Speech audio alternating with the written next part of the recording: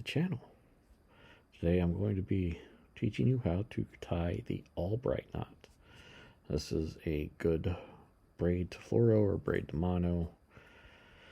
So what we have here is your leader line. This would be your mono or your fluoro. I use fluoro, mono in very specific instances. But we make yourself a nice little loop. Give yourself plenty to play with.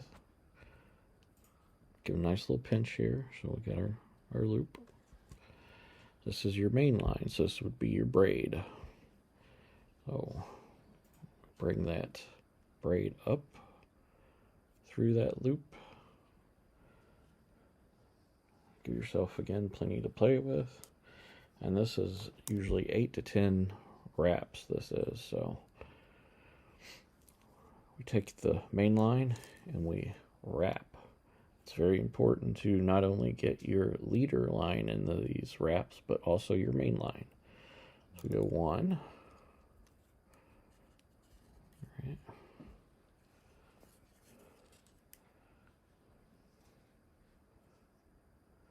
And then it's okay to bring that loop down into the area where you're pinching the loop of your braid or your fluoro or your mono. And so 2, 3, 4, 5, 6, 7,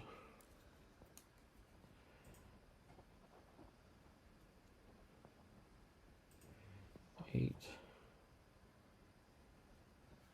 9, 10.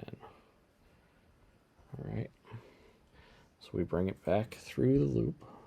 So your main line back through the loop of your fluoro or your mono. All right. So you have your main line tag in. You have your leader tag in.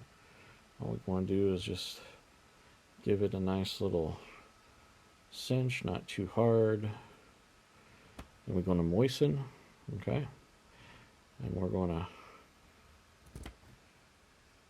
take our main lines